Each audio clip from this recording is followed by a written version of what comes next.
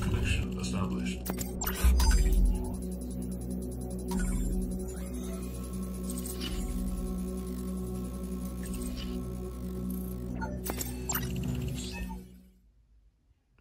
Welcome to the ground control station. We got Mr. Dave Seymour's Stryker 655 on the bench. All right. So, pretty good condition too, man. No doubt about it. And this thing will be put on the bench. We're going to run some diagnostics, see what it's doing, correct any, hackery or bad tunes, and so forth. And then we're going to get this thing squared away to use the V6 equalizer and studio microphone. All right, guys. So without further ado, let's get this thing plugged up. All right, man. We got it powered on. We got it on the bench. Okay. On the low side, it's doing about 2.5 watts.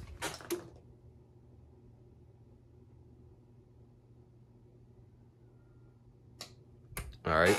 So when I kind of reviewed the radio a little bit beforehand, we have an issue here. All right. This is what you call a bad tune. These radios will do this on the high side if you have somebody that goes in here not knowing what they're doing. Okay.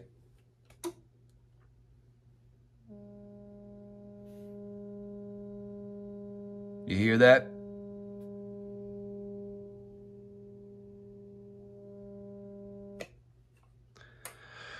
All right. At no time whatsoever should this radio be doing that noise. Okay. So right now, what I'm thinking on the high side, they went in here, jacked things up, screwed around with the actual final biasing, and you're getting that that DC transformer hum. Okay. I'm going to back it back down.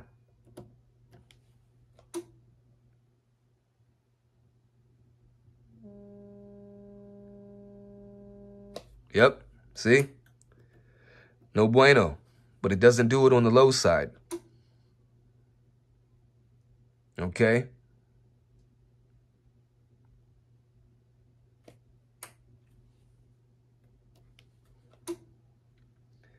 That's a 14-watt dead key there.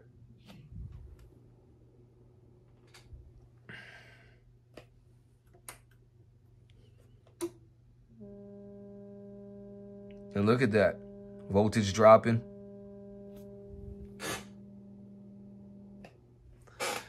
Yeah, man. Jesus Christ.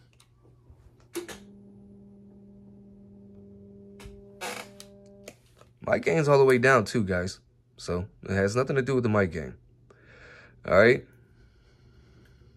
This is what happens when you get these goddamn technicians, man. And man, they don't know what they're doing, man. All right? Period. So we got to get in this thing and get this thing squared away. All right, guys? There's not much else we can do right now until we get that squared away on the high side.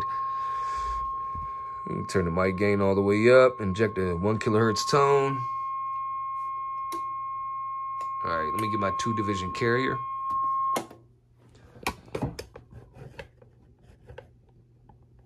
Give me 1 second. Get that mic gain all the way back down so no modulation comes through.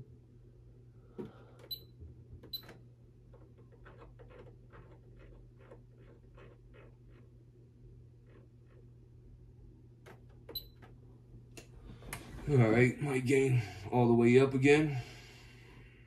RF power's on low.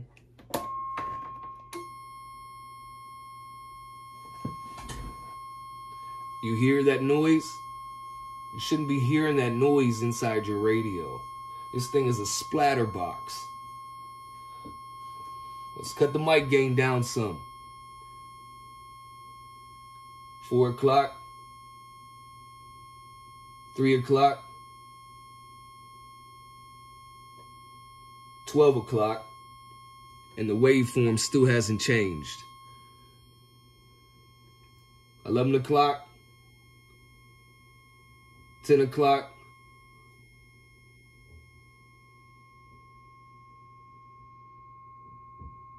and that is 8 o'clock. That's 0 on the mic gain. We'll go back to 8 o'clock. 9 o'clock. 10 o'clock. And then you start hearing that modulated tone come through this this rig back here, man. Got about 35 watts true to the tone peak.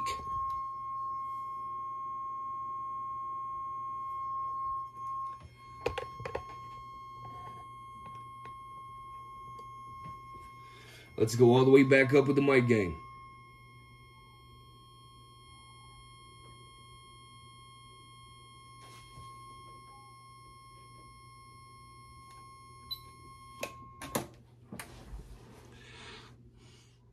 All right, mic gain all the way up, okay? Now look, all right? You don't want this thing not active, okay? If you have to come all the way back here to find a decent waveform on the O-scope, no. Whoever tuned the radio did not tune it correctly, okay? Now, we're going to turn it all the way up, 1 kilohertz tone. It's splattering, all right? Let's come back to 12 o'clock.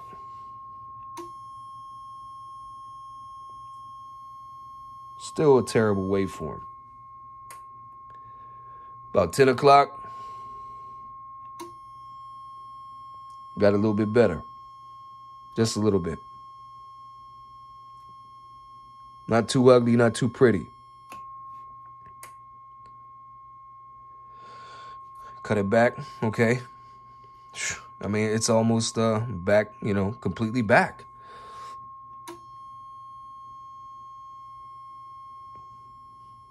That's not what you want, okay?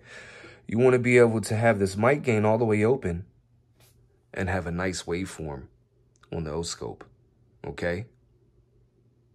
So then, you know damn right well this thing's not going to be splattering. If you get a little bit of background noise because of fans or amplifier systems or whatever the case may be, kids playing in the next room, you know, wife yelling at you because your ass is lazy, whatever the case may be, you can always back it down to 3 o'clock or 1 o'clock. But to have a mic gain all the way open and to have that tune to it, no, junk. Okay, absolute junk. Can't stress it enough, guys.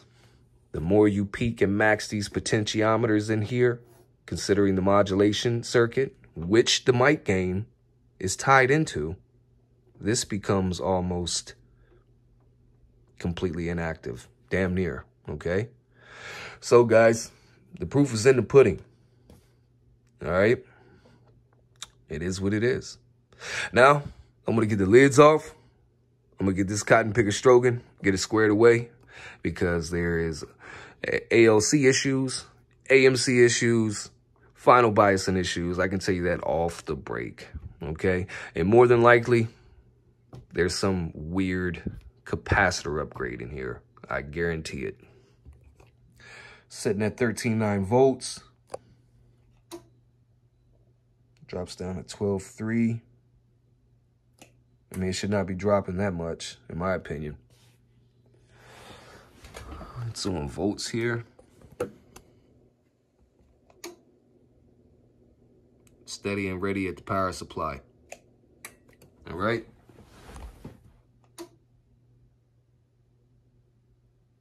All right, no bueno.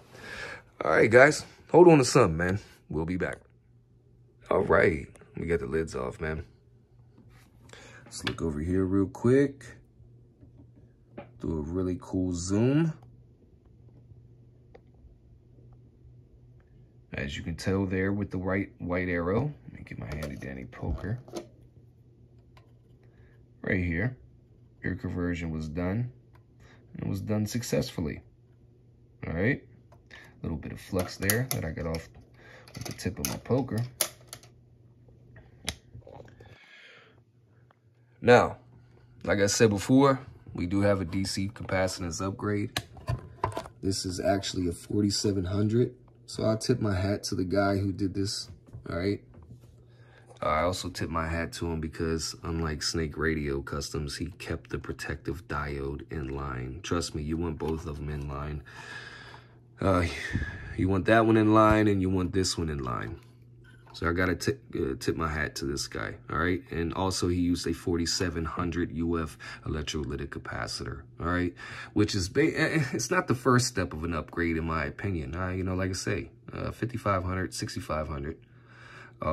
But at least it's not a 2200 or a 3300. And, you know, considering capacitance, that's not much of an upgrade, okay? And then these guys are charging them for it. So it's kind of like, you know, dude, you suck. But yeah, 4700 UF.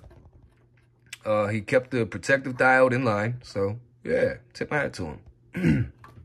Also, instead of taking out the factory cap here, okay, which is only 1000 UF, he just dropped it in back here. So you still have both in line. All right, this is a quick way to do it and a better way to do it in my opinion. As you can see, no trap cools is spread. You got plenty of thermal paste on that pre-driver. We're gonna pull that copper shield off here. We're gonna check the finals. And voltage regulator seems to have plenty of thermal paste. And yeah, man, we're gonna wideband this thing. We're gonna wideband the transmitter, man. All right, Mr. Seymour, we got rid of those issues that you're having with the final boss and why you turned the RF power up, okay? When you turned it all the way up, you had about a 22-watt dead key, okay? Which, no, all right? This thing should not be dead keying on the high side, 22 watts, okay? So whoever did the previous work did not keep in mind that you may one day want to just run barefoot and run this thing all the way open, okay? So basically what we had was a high power. The high power circuit was a little funky, considering final and biasing, okay? So now we can key up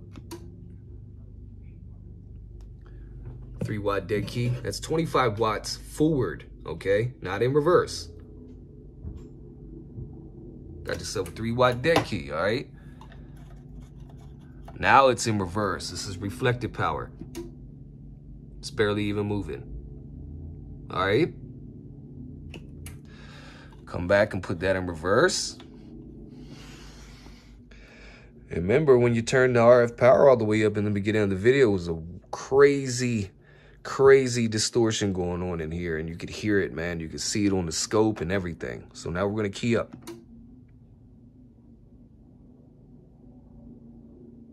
All right.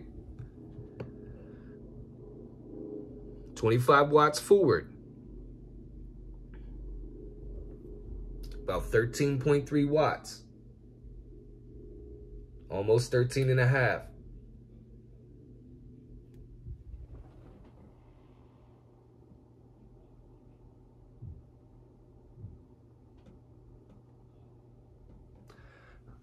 No sounds coming from here or nothing.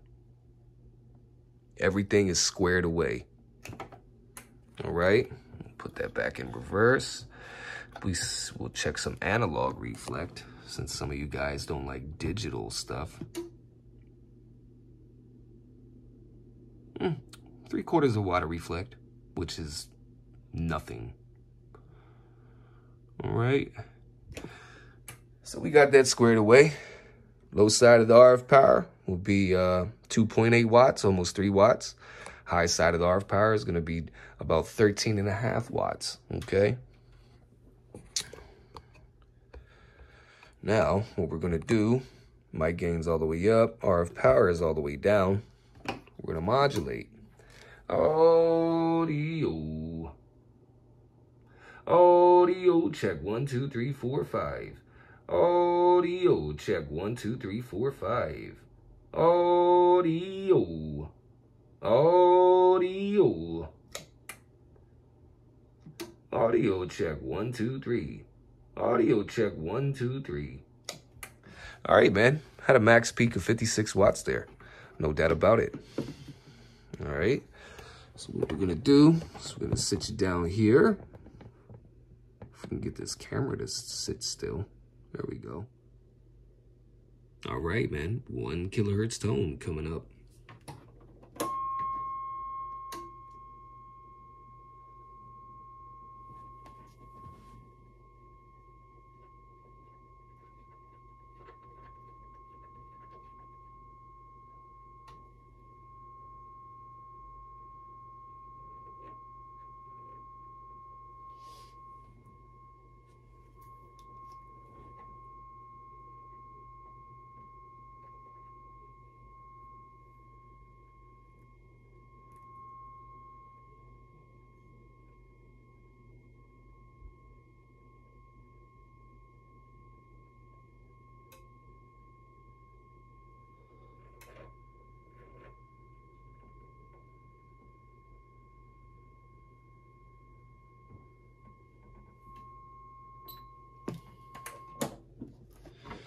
All right, man. As you can tell right there, positive roll-offs and your carrier is spot on, man. I mean, what a beauty. All right, guys, we're back. We're going to do the first test with the stock mic. Well, actually, it's a noise-canceling stock mic, SRA 198. Okay, so we're gonna do a comparison. Audio check 1, 2, 3, 4, 5. Audio check 1, 2, 3, 4, 5. Stock microphone. Audio check 1, 2, 3, 4, 5. All right, now let's get back into it. And we'll switch over to the studio mic and the V6 equalizer.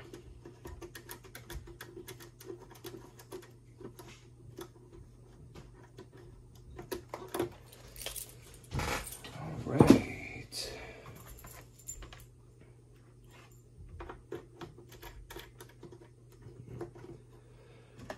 PTT, push in your microphone. And by the way, Mr. Seymour, this lettering is showing you the front-facing part of the mic, all right? You don't talk on this side. You don't talk on the back side or the sides. You got to talk towards the letters, all right? Here we go. Let's key it up. 1, 2, 3, 4, 5, 6, 7, 8, 9. No doubt about it, man. Ground control 204. Wide band audio. No doubt about it. Check 1, check 2, check 3, check 4 and 5.